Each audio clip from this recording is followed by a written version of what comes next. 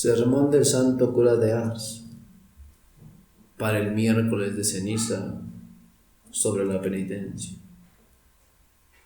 Conviértanse pues y hagan penitencia para que sus pecados sean borrados.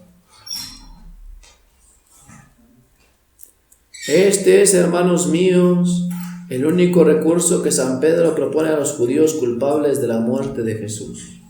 Sí, hermanos míos, les dice este gran apóstol, su crimen es horrible, puesto que han abusado de la predicación del Evangelio, de los ejemplos de Jesús.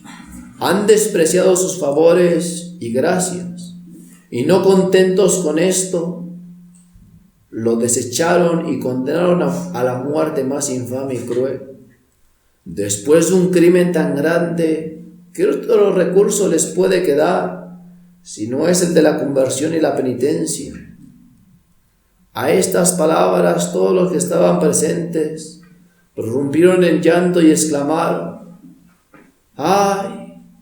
¿Qué tendremos que hacer, oh gran apóstol, para alcanzar misericordia? San Pedro, para consolarlos, les dijo: no desconfíen, hermanos míos.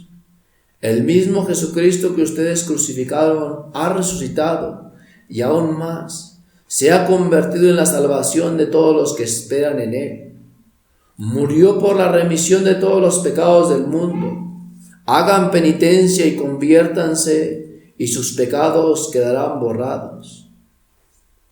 Este es, hermanos míos, el lenguaje que usa también la Santa Iglesia para con los pecadores que reconocen la magnitud de sus pecados y desean sinceramente volver a Dios. ¡Ay, hermanos míos! ¿Cuántos hay entre nosotros que resultan mucho más culpables que los judíos, ya que aquellos dieron muerte a Jesús por ignorancia? ¿Cuántos renegaron y condenaron a muerte a Jesucristo, despreciaron su santa palabra, profanaron sus ministerios, omitieron sus deberes, abandonaron los sacramentos y cayeron en el más profundo olvido de Dios y de la salvación de su pobre alma? Pues bien, hermanos míos, ¿qué otro remedio puede quedarnos en este abismo de corrupción y de pecado, en este diluvio que mancha la tierra y provoca la venganza del cielo? Ciertamente no hay otro, hermanos míos, que el de la penitencia y la conversión. Díganme, ¿aún no han vivido bastantes años en el pecado? ¿Aún no han vivido bastante para el mundo y el demonio? ¿No es tiempo ya, hermanos míos, de vivir para Dios nuestro Señor y para asegurar una eternidad bienaventurada? Haga cada cual desfilar la vida pasada ante sus ojos y veremos cuánta necesidad tenemos todos de penitencia. Mas para inducirles a ella, hermanos míos, voy ahora a mostrarles hasta qué punto las lágrimas que derramamos por nuestros pecados, el dolor que por ellos experimentamos y las penitencias que hacemos nos consuelan, nos confortan a la hora de la muerte. Veremos, en segundo lugar, que después de haber pecado debemos hacer penitencia en este o en el otro mundo. En tercer lugar, examinaremos las maneras como puede uno mortificarse para hacer penitencia. Primero, hemos dicho, hermanos míos, que nada nos consuela tanto durante nuestra vida y nos conforta a la hora de la muerte como las lágrimas que derramamos por nuestros pecados, el dolor que por los mismos experimentamos y las penitencias a que nos entregamos. Esto es muy fácil de comprender, puesto que por semejante medio tenemos la dicha de expiar nuestras culpas o satisfacer a la justicia de Dios. Sí, hermanos míos, por Él merecemos nuevas gracias para que nos ayuden a tener la dicha de perseverar. Nos dice San Agustín que es necesario, de toda necesidad, que el pecado sea castigado, o por aquel que lo ha cometido, o por aquel contra el cual se ha cometido. Si no quieres que Dios te castigue, nos dice, castígate a ti mismo. Vemos que el mismo Jesucristo, para mostrarnos cuán necesaria es la penitencia después del pecado, se coloca al mismo nivel de los pecadores. Nos dice Él que, sin el santo bautismo, nadie entrará en el reino de los cielos. Y en otra parte, que si no hacemos penitencia, todos moriremos eternamente. ¡Ay, hermanos míos! Todo se comprende fácilmente. Desde que el hombre pecó, todos sus sentidos se rebelaron contra la razón. Por consiguiente, si queremos que la carne esté sometida al espíritu y la razón, es necesario mortificarla. Si queremos que el cuerpo no haga la guerra al alma, es preciso castigar de a él y a todos los sentidos. Si queremos ir a Dios, es necesario mortificar al alma con todas sus potencias. Y si aún quieren convencerse más de la necesidad de la penitencia, abran la Sagrada Escritura y ahí verán cómo todos cuantos pecaron y quisieron volver a Dios, derramaron abundantes lágrimas, se arrepintieron de sus culpas e hicieron penitencia. Miren a Adán, desde que pecó se entregó a la penitencia a fin de poder ablandar la justicia de Dios. Su penitencia duró más de 900 años y fue tal que hace estremecer, por lo que sobrepasa a las fuerzas naturales. Miren a David, después de que pecó, por todos los ámbitos del palacio resonaban sus exclamaciones y gemidos. Guardaba ayunos hasta un exceso tal que sus pies eran ya impotentes para sostenerle. Cuando para consolarle se le decía que, puesto que el Señor le había asegurado que estaba perdonada su culpa, debía moderar su dolor, exclamaba: ¡Ah, desgraciado de mí! ¿Qué es lo que he hecho? He perdido a mi Dios. He vendido mi alma al demonio. ¡Ah, no! Mi dolor durará lo que dure mi vida y me acompañará al sepulcro. Corrían sus lágrimas con tanta abundancia que con ellas remojaba el pan que comía y regaba el lecho donde descansaba. San Pedro, al igual, Dios le había asegurado el perdón de su pecado, y sin embargo, como nos lo enseña la tradición, al final de sus días seguía resonando aquellas palabras de Cristo: ¿me amas más que estos? Y estas mismas palabras habían hecho ya surcos en su rostro por tantas lágrimas derramadas, por haber negado al Señor, por un pecado que ya había sido perdonado. ¿Por qué, hermanos míos, sentimos tanta repugnancia por la penitencia y experimentamos tan escaso dolor de nuestros pecados? ¡Ay, hermanos míos! Porque no conocemos las ofensas que el pecado infiere a Jesucristo, ni los males que nos prepara para la eternidad. Estamos convencidos de que después del pecado es necesario hacer penitencia irremisiblemente, mas vean lo que hacemos. Lo guardamos para más adelante, como si fuéramos dueños del tiempo y de las gracias de Dios. ¡Ay, hermanos míos! ¿Quién de nosotros, si está en pecado, no temblará sabiendo que no tenemos ni un instante seguro? ¡Ay, hermanos míos!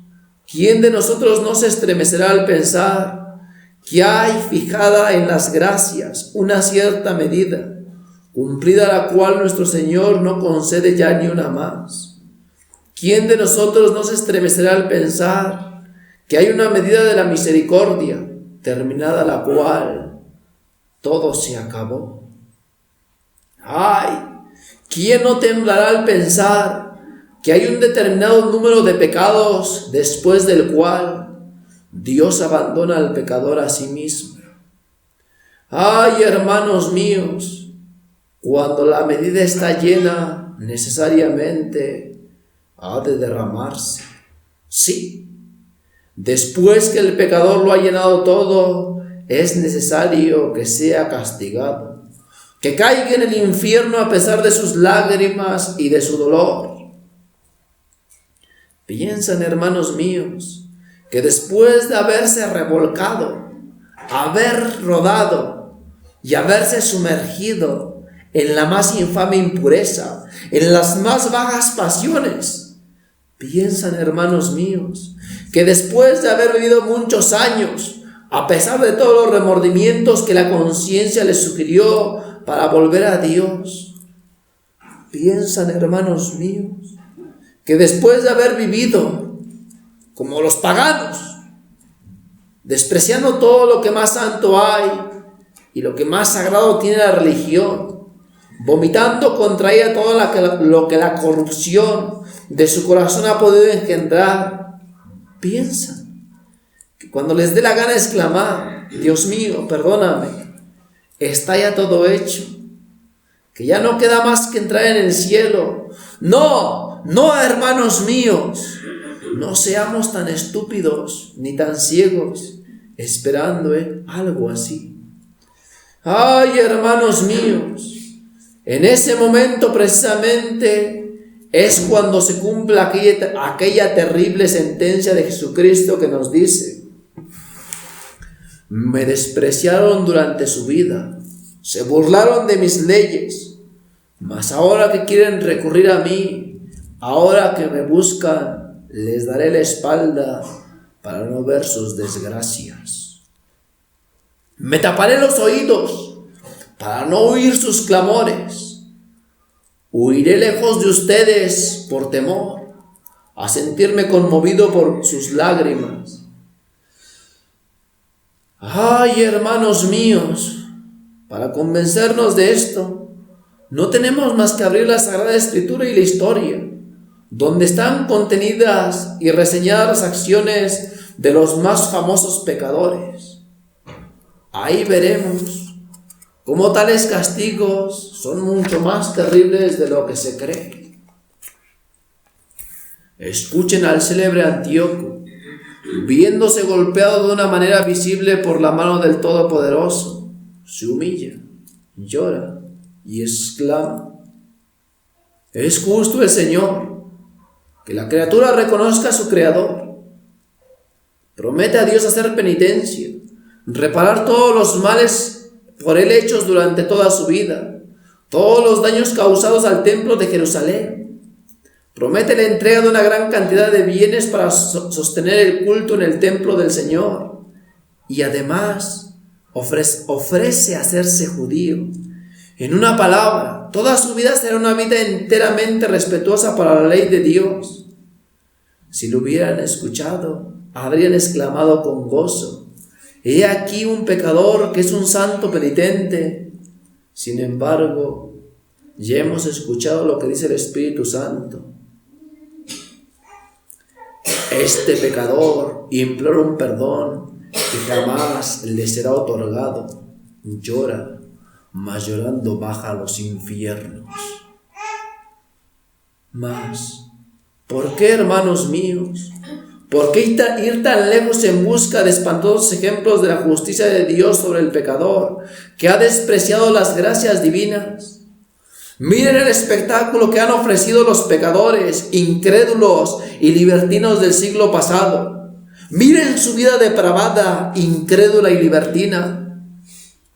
¿Acaso no vivieron tan desordenadamente, con la esperanza de que el buen Dios les perdonaría cuando ellos quisieran implorar perdón? Miren a Voltaire. ¿Acaso cuantas veces se veía enfermo no exclamaba misericordia? no pedía perdón a aquel mismo Dios que cuando sano insultaba y contra el cual no dejaba de vomitar todo lo que su corazón corrompido era capaz de engendrar. Albert, Diderot, Juan Jacobo Rousseau, al igual que todos sus compañeros de libertinaje, creían también que, cuando fuera a su gusto pedir perdón a Dios, le sería otorgado. Mas podemos decirles lo mismo que el Espíritu Santo dijo a Antíoco: estos perversos pecadores imploran un perdón que no les será concedido. ¿Y por qué, hermanos míos, esos pecadores no fueron perdonados a pesar de sus lágrimas? Esto fue porque su dolor no procedía de un verdadero arrepentimiento, ni de pesar por los pecados cometidos, ni del amor de Dios, sino solamente por el temor al castigo. ¡Ay, hermanos míos! Por terribles y espantosas que sean estas amenazas, aún no abren los ojos de los que andan por el camino de aquellos infelices. ¡Ay, qué ciego y desgraciado es aquel que, siendo un malvado pecador, tiene la esperanza de que algún día dejará de serlo! ¡Ay, hermanos míos! ¿A cuántos el demonio conduce de esta manera al infierno? Cuando menos lo piensan, reciben el golpe de la justicia de Dios.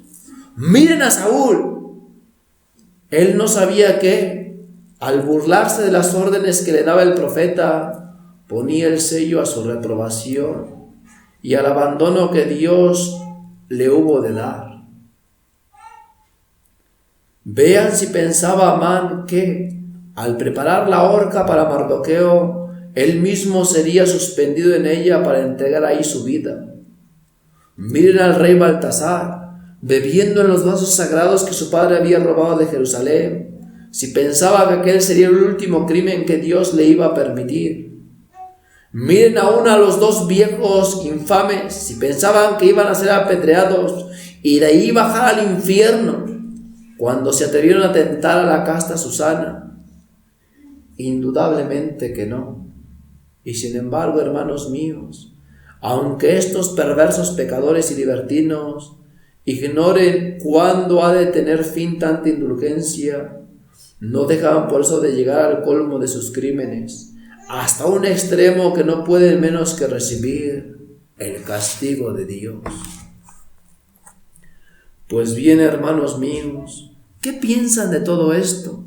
Ustedes que tal vez han concebido el propósito espantoso de permanecer algunos años en pecado y quizás hasta la muerte.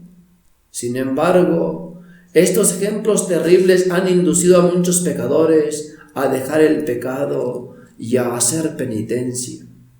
Ellos han poblado los desiertos de solitarios, llenando los monasterios de santos religiosos e induciendo a tantos mártires a subir al patíbulo con más alegría que los reyes al subir las gradas del trono. Todo por temor de merecer los mismos castigos que aquellos de que les he hablado. Si dudan de ello, escuchen un momento. Y si su endurecimiento no llega hasta el punto en que Dios los ha abandonado, los remordimientos de conciencia van a despertar en ustedes hasta desgarros en el alma. San Juan Climaco nos cuenta que fue un día a un monasterio. Los religiosos que en él habitaban tenían tan fuertemente grabado en su corazón la magnitud de la divina justicia. Estaban tan poseídos de un temor tal de haber llegado al punto en que nuestros pecados han agotado la misericordia de Dios, que su vida hubiera sido para nosotros un espectáculo capaz de hacernos morir de horror. Llevaban una vida tan humilde, tan mortificada, tan crucificada. Sentían hasta tal punto el peso de sus faltas. Eran tan abundantes sus lágrimas, sus clamores tan penetrantes, que aun teniendo un corazón más duro que la piedra, era imposible impedir que las lágrimas saltaran de los ojos. Con solo cruzar las puertas del monasterio, nos dice el mismo santo, presencié acciones verdaderamente heroicas. Oí exclamaciones capaces de forzar al mismo cielo.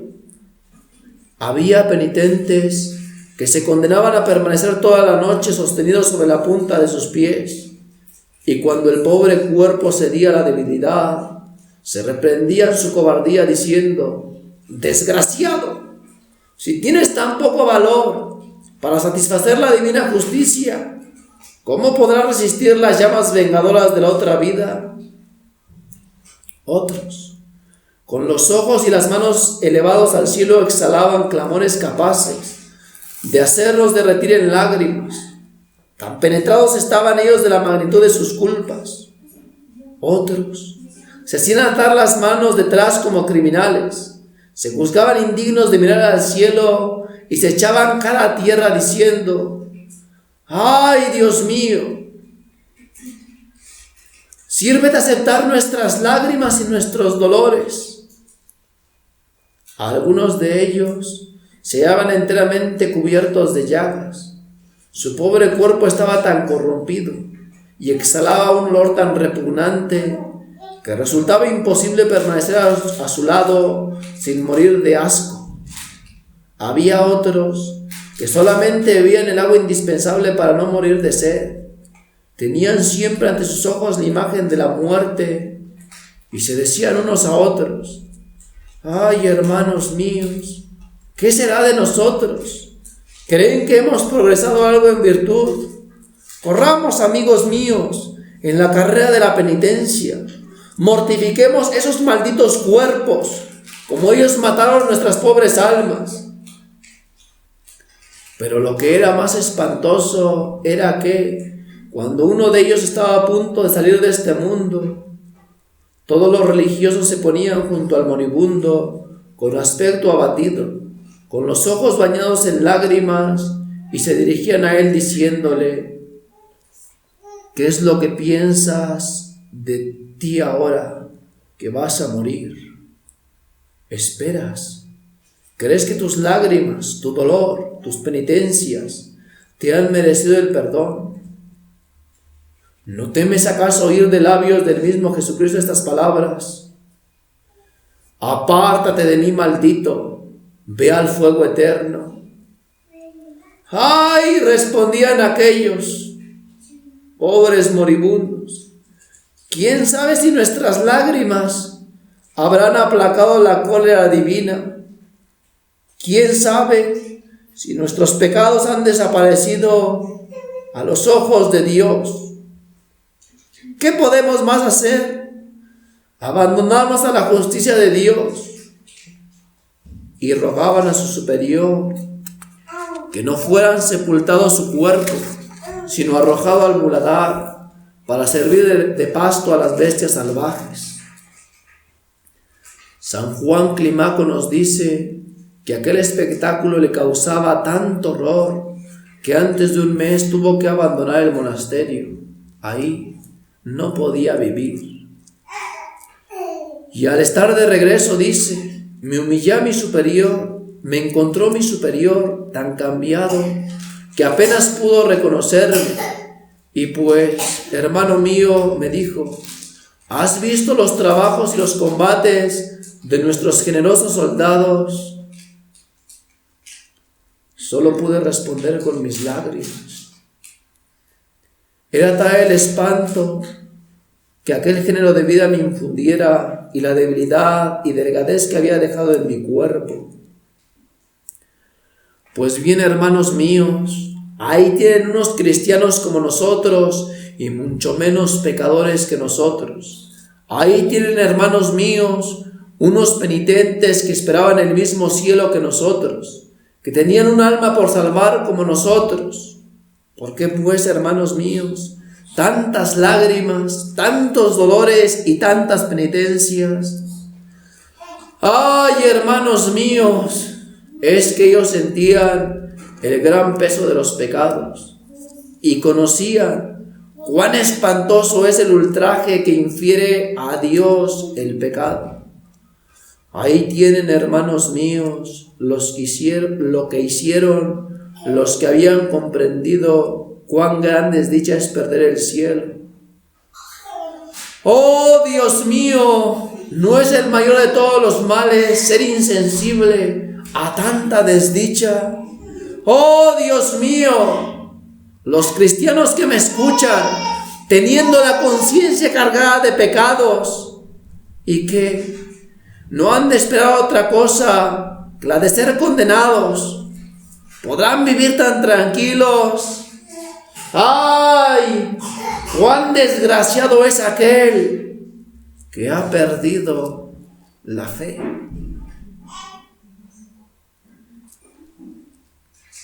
Segundo, decimos que necesariamente después del pecado es necesario hacer penitencia en este mundo o bien ir a hacerle en la otra vida. Al establecer la Iglesia los días de ayuno y abstinencia, lo hizo para recordarnos que, pecadores como somos, debemos hacer penitencia si queremos que Dios nos perdone. Y aún más, podemos decir que el ayuno y la penitencia empezaron con el mundo. Miren a Adán, vean a Moisés, que ayunó 40 días. Vean también a Jesucristo, que era la misma santidad. Retirarse por espacio de 40 días en un desierto sin comer ni beber, para manifestarnos hasta qué punto nuestra vida debe ser una vida de lágrimas, de mortificación y de penitencia. ¡Ay, hermanos míos! Desde el momento en que un cristiano abandona las lágrimas, el dolor de sus pecados y la mortificación, podemos decir que de él ha desaparecido la fe. Sí, hermanos míos, para conservar en nosotros la fe, es necesario que siempre estemos ocupados en combatir nuestras inclinaciones y en llorar nuestras miserias. Voy a contarles un ejemplo que nos mostrará cuánta debe ser la cautela que hemos de poner en no dar a nuestros apetitos cuanto ellos nos piden. Leemos en la historia que había un marido cuya mujer era muy virtuosa y tenían ambos un hijo, cuya conducta en nada desmerecía la de su madre.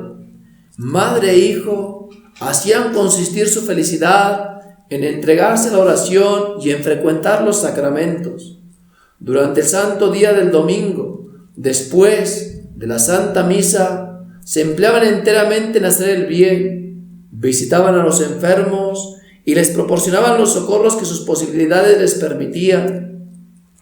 Mientras se encontraban en casa, pasaban el tiempo dedicados a lecturas piadosas, a propósito para animarse en el servicio de Dios, alimentaban su espíritu con la gracia de Dios y esto era para ellos toda su felicidad. Mas, como el padre era un pecador y un libertino, no dejaba de insultarles y despreciar aquel comportamiento, burlarse de ellos, diciéndoles que aquel género de vida le desagradaba en gran manera y que tal modo de vivir solamente era propio de gente ignorante. Al mismo tiempo, procuraba la manera de poner a su alcance los libros más infames y más adecuados para desviarlos del camino de la virtud que tan felizmente seguía. La pobre madre lloraba al oír aquella manera de hablar, y el hijo por su parte no dejaba tampoco de lamentarse. Mas tanto duraron las asechanzas que, encontrando repetidamente aquellos libros ante sus ojos, tuvieron la desgraciada curiosidad de mirar lo que ellos contenían. ¡Ay! Sin darse cuenta, se aficionaron a aquellas lecturas llenas de torpezas contra la religión y las buenas costumbres. ¡Ay! Sus pobres corazones, en otro tiempo tan llenos de Dios, pronto se inclinaron hacia el mal. Su manera de vivir cambió radicalmente. Abandonaron todas sus prácticas. Ya no se habló más de ayunos, ni penitencias, ni confesión, ni comunión, hasta el punto de abandonar totalmente sus deberes de cristianos. Al ver aquel cambio quedó el marido muy satisfecho por considerarlos así ya de su parte. Como la madre era joven aún, no pensaba entonces más que en engalanarse y en frecuentar bailes, teatros y cuantos lugares de placer estaban a su alcance. El hijo por su parte seguía las huellas de su madre. Se convirtió enseguida en un gran pecador que escandalizó a su país cuanto anteriormente lo había edificado. No pensaba más que en placeres y desórdenes, de manera que madre e hijo gastaban enormemente. No tardó mucho en vaciarse la fortuna. El padre, viendo que empezaba a contraer deudas, quiso saber si lo que tenía sería bastante para dejarlos continuar aquel género de vida a que los indujera. Mas hubo de darse cuenta y de sorprenderse al ver que los bienes ni tan solo podían hacer frente a las deudas. Entonces se apoderó de él una especie de desesperación, y un día de madrugada se levantó y con toda sangre fría y hasta con premeditación cargó 3 pistolas, entró en la habitación de su mujer, le dio un disparo en la cabeza, pasó después al cuarto de su hijo y descargó contra él el segundo golpe, y el tercero fue para él mismo. ¡Ah, padre desgraciado! Si al menos hubieras dejado a aquella pobre mujer y aquel pobre hijo en sus oraciones, lágrimas y penitencias, ellos habrían merecido el cielo, mientras que tú los has arrojado al infierno al precipitarte a ti mismo en aquellos abismos. Pues bien, hermanos míos, ¿qué otra causa señalaremos a tan gran desdicha, sino que dejaron de practicar nuestra santa fe? ¡Ay, hermanos míos! ¿Qué castigo puede compararse con el de un alma a la que Dios, en castigo de sus pecados, priva de la fe?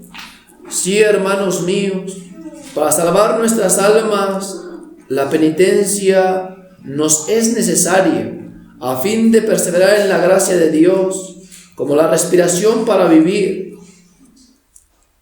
para conservar la vida del cuerpo. Sí, hermanos míos, debemos de estar convencidos de una vez que, si queremos que nuestra carne quede sometida al Espíritu, la razón, es necesario mortificarla. Si queremos que nuestro cuerpo no haga la guerra al alma, es necesario mortificarlo en cada uno de sus sentidos. Si queremos que nuestra alma quede sometida a Dios, es preciso mortificarla en cada una de sus potencias.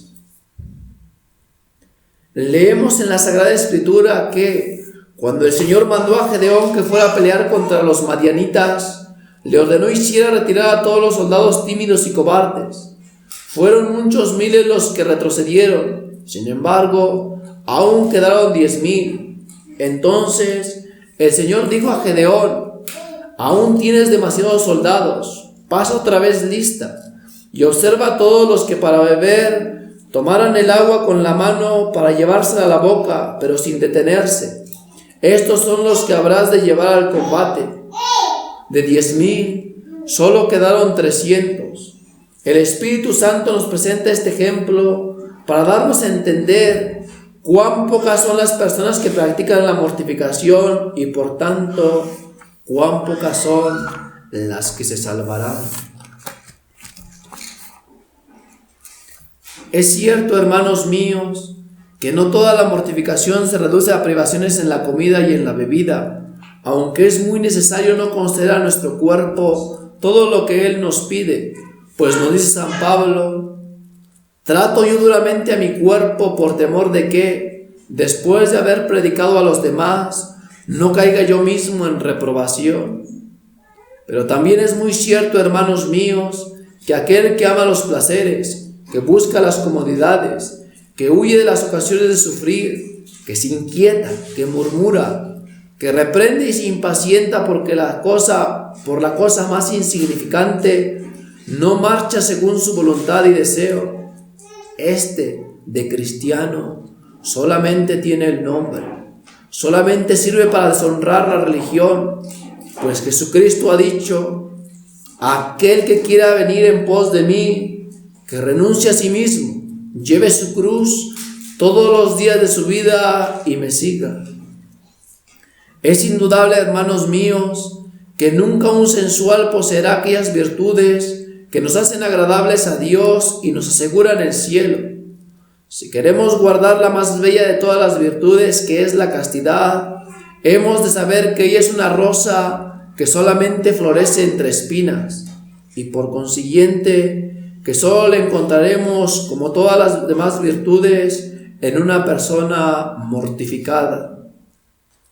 Leemos en la Sagrada Escritura que, apareciéndose el ángel Gabriel al profeta Daniel, le dijo: el Señor ha escuchado tu oración, porque fue hecha en ayuno y en la ceniza.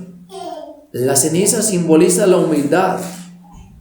Leemos en la historia que, yendo de viaje, dos padres jesuitas, como uno de ellos fuera un cátaro y se viniese precisamente a dormir, como uno de ellos sufriese un catarro y se viesen obligados a dormir juntos, tosió durante toda la noche en la cara del compañero. Sin saberlo, por la mañana se dio cuenta de ello, de lo cual quedó sumamente contrariado y le pidió perdón. Mas el otro le respondió: amigo mío, en ningún lugar más vil podías toser que sobre mi persona. Ahí tienen, hermanos míos, un ejemplo claro hasta qué punto llevaba la mortificación aquel buen padre. Tercero, mas me dirán ustedes, ¿cuántas clases de mortificación hay? Véanlas aquí, hermanos míos, hay dos. Una es la interior, otra es la exterior, pero ellas van siempre juntas. La exterior consiste en mortificar nuestro cuerpo con todos sus sentidos. Primero, debemos de mortificar nuestros ojos, absteniéndonos de mirar, ni por curiosidad, los diversos objetos que podrían inducirnos a algún mal pensamiento. No leer libros inadecuados para conducirnos por la senda de la virtud, los cuales, al contrario, no harían más que desviarnos de aquel camino y extinguir la poca fe que nos queda. Segundo, debemos mortificar nuestro oído. Nunca escuchar con placer canciones o razonamientos que puedan gustarnos y que a nada conducen. Será siempre un tiempo mal empleado y robado a los cuidados que debemos de tener para la salvación de nuestra alma. Nunca debemos de complacernos tampoco en dar oídos a las malas palabras y a la calumnia. Sí, hermanos míos, debemos mortificarnos en todo esto, procurando no ser de aquellos curiosos que quieren saber todo lo que se hace, de dónde viene, lo que se desea, lo que han dicho los demás. Tercero, decimos que debemos mortificarnos de nuestro olfato, o sea, no complacernos en buscar lo que pueda causarnos deleite. Leemos en la vida de San Francisco de Borja que nunca olía las flores. Al contrario, llevaba frecuentemente a la boca ciertas pastillas que mascaba a fin de castigarse por algún olor agradable que hubiera podido sentir o por haber tenido que comer alguna cosa rica. En cuarto lugar, digo que hemos de mortificar nuestro paladar. No debemos comer por glotonería ni tampoco más de lo necesario. No hay que dar al cuerpo nada que pueda excitar las pasiones, ni comer fuera de las horas acostumbradas sin una especial necesidad. Un buen cristiano no come nunca sin mortificarse en algo. Quinto, un buen cristiano debe mortificar su lengua, hablando solamente lo necesario para cumplir con su deber, para dar gloria a Dios y para bien del prójimo. Contemplen a Jesucristo a fin de que Él nos muestre cuán agradable es la virtud del silencio, y para inducirnos a imitarle, se encierra en Él durante 30 años. Miren la Santísima Virgen María. El Evangelio solamente nos la muestra 4 veces hablando, y siempre por exigirlo la gloria de Dios o el bien del prójimo. Habló al anunciar el ángel que sería la madre de Dios. Habló cuando fue a visitar a su prima Santa Isabel para participarle de la dicha que había merecido. Habló a su hijo cuando después de haber perdido le encontró en el templo, y habló en las bodas de Caná para hacer presente a su hijo en el apuro que se encontraba aquella gente. Vemos además cómo en toda comunidad religiosa es el silencio uno de los puntos más importantes de sus reglas. Nos dice también San Agustín que es perfecto aquel que no peca con la lengua. Debemos sobre todo mortificar nuestra lengua cuando el demonio nos induce a sostener pláticas pecaminosas, a cantar malas canciones, a decir malas palabras, a la calumnia contra el prójimo. Tampoco deberemos soltar juramentos ni palabras groseras. 6. Digo también que hemos de mortificar nuestro cuerpo, no dándole todo el descanso que nos pide. Tal ha sido en efecto, hermanos míos, la conducta de todos los santos. Mortificación interior. Hemos dicho después que debemos de practicar la mortificación interior. Mortifiquemos ante todo nuestra imaginación.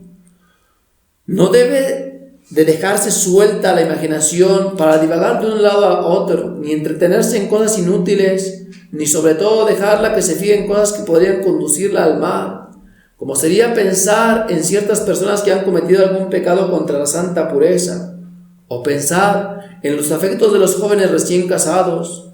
Todo esto no es más que un lazo que el demonio nos tiende para llevarnos al mal. En cuanto se presentan tales pensamientos, es necesario apartarlos.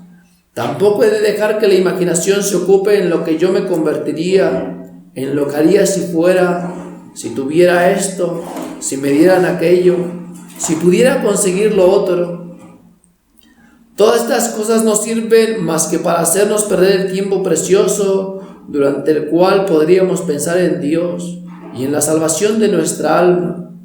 Por el contrario, es necesario ocupar nuestra imaginación pensando en nuestros pecados para llorarlos y enmendarnos, pensando con frecuencia en el infierno para huir de sus tormentos, pensando mucho en el cielo para vivir de manera que seamos merecedores de alcanzarlo, pensando frecuentemente en la pasión y muerte de nuestro Señor Jesucristo,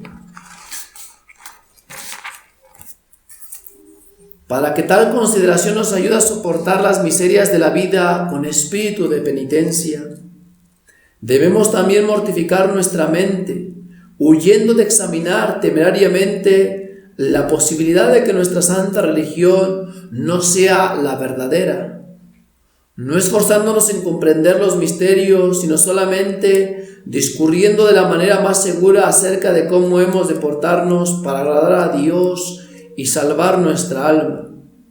Igualmente, hemos de mortificar nuestra voluntad, cediendo siempre al querer de los demás cuando no haya compromisos para nuestra conciencia, y esta sujeción hemos de tenerla sin mostrar que nos causa enojo. Por el contrario, debemos estar contentos de hallar una ocasión para mortificarnos y poder así expiar nuestros pecados de voluntad.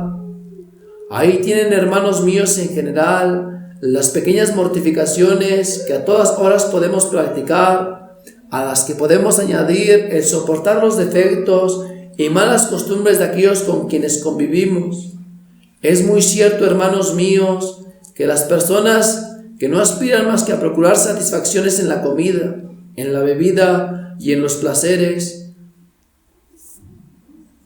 que su cuerpo y su espíritu puedan desear, jamás agradarán a Dios, puesto que nuestra vida debe ser una imitación de Cristo. Yo les pregunto ahora, ¿qué semejanza podemos encontrar entre la vida de un borracho y la de Jesucristo, que empleó sus días en el ayuno y en las lágrimas, entre la de un impúdico y la pureza de Jesús, entre un vengativo y la caridad de Cristo, y así en lo demás? Ay, hermanos míos, ¿qué será de nosotros cuando Jesucristo proceda a confrontar nuestra vida con la suya? Hagamos, pues, algo digno de agradarle. Hemos dicho al principio que la penitencia, las lágrimas y el dolor de nuestros pecados serán un gran consuelo en la hora de la muerte. De ello no nos debe quedar duda alguna, que dicha para un cristiano recordar en aquel último momento en que tan minucioso examen de conciencia se hace, como no solo observó puntualmente los mandamientos de la ley de Dios y de la Iglesia, sino que pasó su vida en medio de las lágrimas y las penitencias, en el dolor de sus pecados y en una mortificación continua acerca de todo cuanto pudiera satisfacer sus gustos. Si nos quedase algún temor, bien podremos decir como San Hilarión: ¿qué temes, alma mía? Tantos años hace que te ocupas en hacer la voluntad de Dios y no la tuya. No desconfíes, el Señor tendrá piedad de ti. Para que mejor comprendan esto, voy a citarles un ejemplo muy hermoso. Nos cuenta San Juan Climaco que cierto joven concibió un gran deseo de emplear su vida haciendo penitencia y prepararse para la muerte. No puso límite a sus mortificaciones. Cuando llegó la muerte hizo llamar a su superior y le dijo: «Ah, Padre mío, qué consuelo para mí. Oh, cuán dichoso me siento de haber vivido en medio de las lágrimas, del dolor de mis pecados y de la penitencia. Dios, que es tan bueno, me ha prometido el cielo. Adiós, Padre mío, voy a unirme a mi Dios, cuya vida he procurado imitar cuanto me ha sido posible. Adiós, Padre mío, te doy gracias por haberme animado a seguir este dichoso camino. Que dicha para nosotros en aquel momento, hermanos míos, será el haber vivido para Dios, el haber temido y huido del pecado, el habernos abstenido no solamente de los placeres malos y prohibidos, sino también de los inocentes y permitidos, el haber recibido frecuente y dignamente los sacramentos, en los que tantas gracias y fuerzas habremos hallado para combatir al demonio, al mundo y a nuestras pasiones. Pero dime, hermano mío, ¿qué puede esperar en aquella hora tremenda el pecador si ve ante sus ojos una vida que no es más que una cadena de crímenes? ¿Qué esperanza de abrigar un pecador que ha casi vivido como si no tuviera alma que salvar, como si creyese que con la muerte se acababa todo, que apenas ha frecuentado los sacramentos y aún al recibirlos no hizo más que profanarlos, acudiendo con malas disposiciones? Un pecador que, no contento con haberse burlado y hecho desprecio de su fe y de los que tenían la dicha de practicarla, puso además todo su esfuerzo en arrastrar a otros a seguir sus pasos por el camino del pecado y del libertinaje. ¡Ay! ¿Cuál será entonces su espanto y la desesperación de ese pobre desgraciado al reconocer que tan solo vivió para hacer sufrir a Jesucristo, perder su pobre alma y precipitarse en el infierno? ¡Qué desgracia, Dios mío! Y tanto más cuanto él sabía muy bien que, de haberlo querido, podría obtener el perdón de sus pecados. Dios mío, qué desesperación, y por toda la eternidad. Traeremos aquí un admirable ejemplo que nos muestra cómo, si nos condenamos, será ciertamente porque no habremos querido salvarnos. Se cuenta en la historia que Santa Thais había sido en su juventud una de las más famosas pecadoras que había habido en el mundo. Sin embargo, era cristiana. Se precipitó en todo lo que su corazón, que era todo él una hoguera de fuego impuro, pudo desear. Profanó en la disolución todo lo que, en cuanto a gracias y belleza, le concediera el cielo.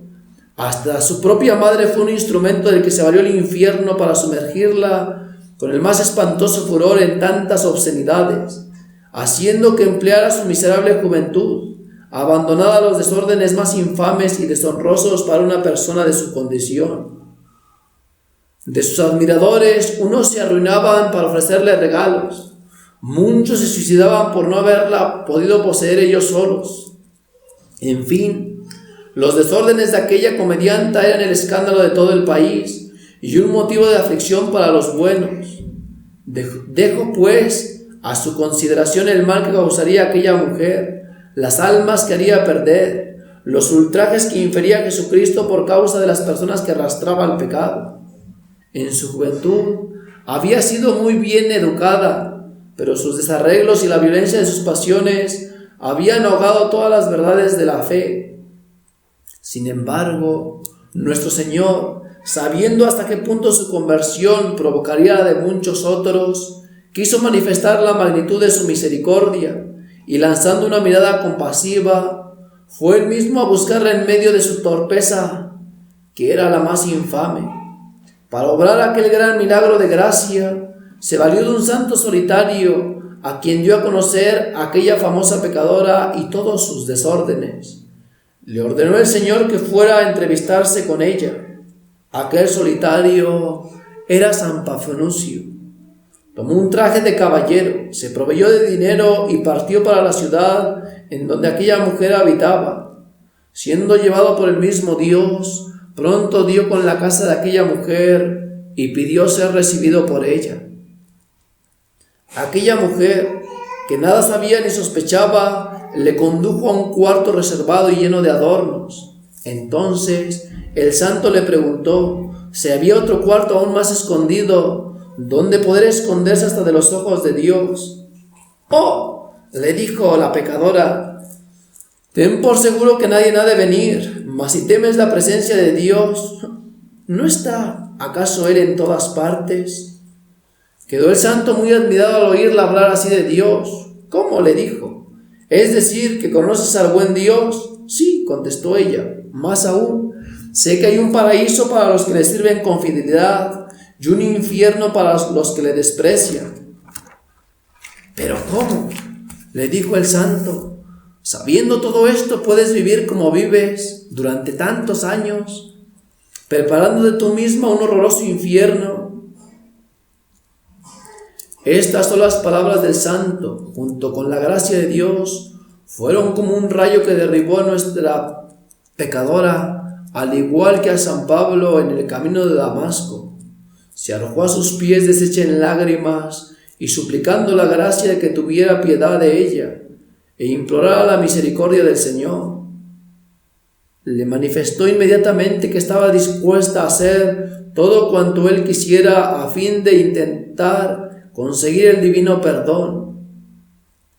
No le pidió más que 3 horas de plazo para poner en orden sus negocios, y al momento estaría ahí en el lugar que le indicase. El santo le concedió el permiso pedido. Ella reunió a cuantos libertinos le fue posible de los que con ella se habían abandonado al pecado y los llevó a la plaza pública.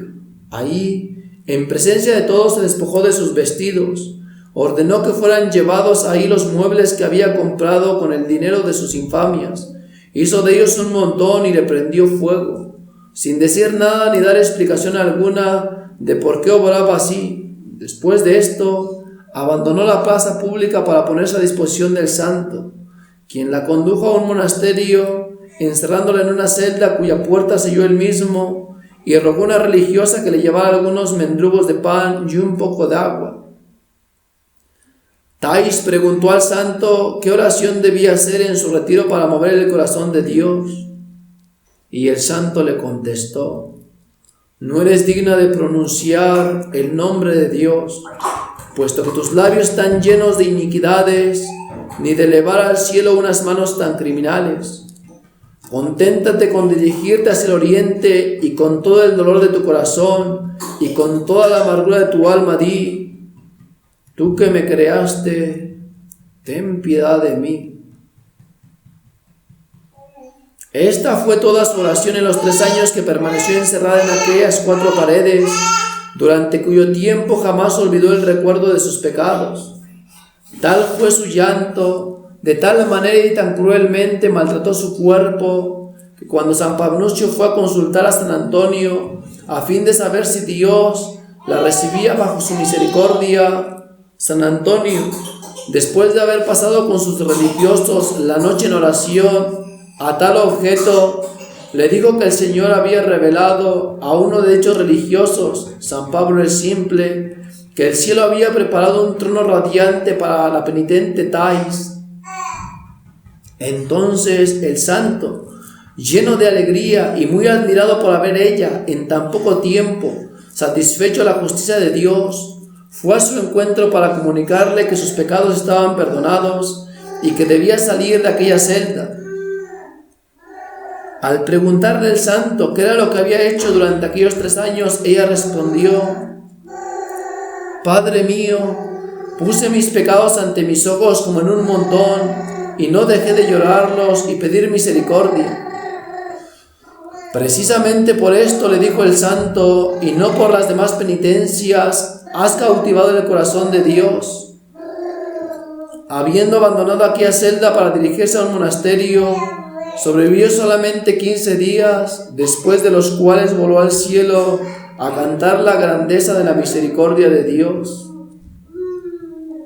Este ejemplo nos muestra, hermanos míos, con cuánta facilidad y sin hacer ninguna de aquellas grandes penitencias ganaríamos si quisiéramos el corazón de Dios. Cuántos remordimientos nos atormentarán por toda una eternidad por haber rehusado hacernos la menor violencia a fin de dejar el pecado. Sí, hermanos míos, día vendrá en que veremos cómo hubiéramos podido satisfacer la justicia de Dios solo con pequeñas molestias de la vida que necesariamente hemos de sufrir en el estado que Dios se ha servido colocarnos. Si hubiéramos acertado a unir a ellas algunas lágrimas y un sincero dolor de nuestros pecados. Y cuánto nos pesará haber vivido y muerto en el pecado al ver que Jesucristo padeció tanto por nosotros y que su deseo hubiera sido el perdonarnos con solo haber implorado nosotros de Él esta gracia. Dios mío, qué ciego y desgraciado es el pecador. Tememos la penitencia. Vean, sin embargo, hermanos míos, cómo eran tratados los pecadores en los primeros tiempos de la Iglesia.